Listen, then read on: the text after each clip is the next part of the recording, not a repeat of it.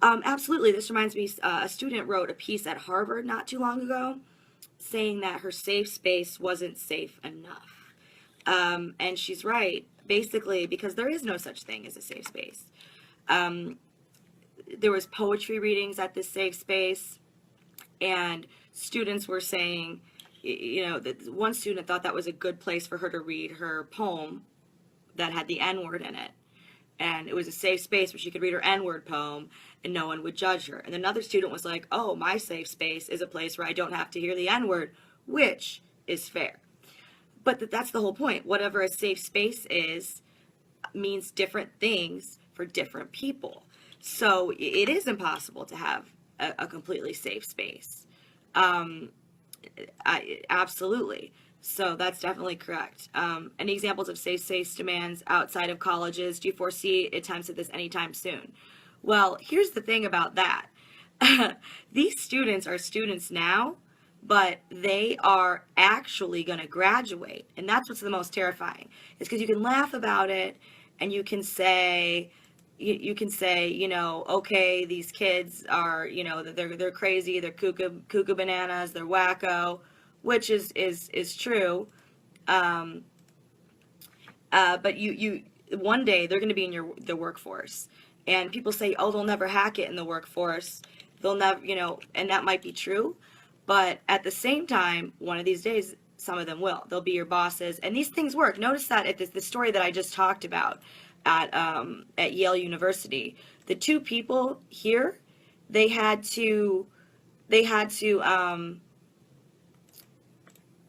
they actually they had to resign over this. So this actually did work. So if they're, the idiots are running the asylum type of thing. I have a friend request you and your thing says you're full. What do I am to do? Oh yeah, that's not really the question. It all goes back to the parenting. Yeah, I think that maybe helicopter parents have a lot to do with that. But is that really the parents' fault? Also, at the same time, if you're getting arrested for leaving your kid in a car for 1 minute or something like that, people like this will never be the boss cat. This stuff won't work in the business world. See, I don't know because a lot of colleges are listening to these students. The example of Yale, these professors basically had to resign over all the pressure. Example of another one, Northwestern University. They put on a burlesque show, and some students were saying that it wasn't a safe space because they didn't all get leading roles or bigger roles. So basically, not everybody was good enough to get a major role in this production, and then somehow that means that it's not a safe space. No, that's just not being like, that's just called being not good enough to not get a major role. I can't sing, so in the Christmas pageant when I was little, I didn't get a major role. I just had to like sit there like a lamb and not talk. And I wouldn't say that that wasn't safe. I handled it just fine as a 5-year-old. I don't know why these adults can't handle it.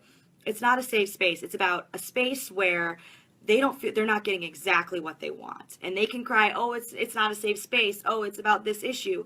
And the thing is it's working. It's absolutely working. I just had somebody ask Garth what would be an effective pushback for students. Honestly, I think that making fun of them works pretty well.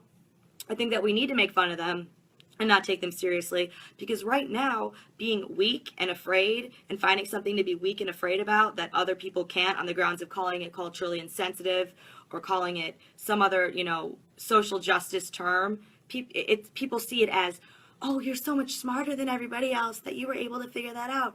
Are you okay? And they'll provide counseling. One student, this is at Bowdoin University, there was a Mexican fiesta party. Basically what it was is they said, we're not calling it a fiesta because they don't want to offend anybody. But there was a party where students were drinking tequila, and some of them had sombreros on while they were drinking tequila. And and the college created a safe space for students who had been offended by this party, even though it was just students drinking tequila with sombreros on, and they had counselors. They had counselors over this. I mean, come on, man. I think you're gonna be okay. I think that being not safe is like being in a war zone, or having somebody break into your house with like a gun, or having a terminal illness. Being unsafe is not disagreeing with someone on faculty about Halloween costumes, or being in the same room, or knowing that there was tequila and sombreros in the same room together.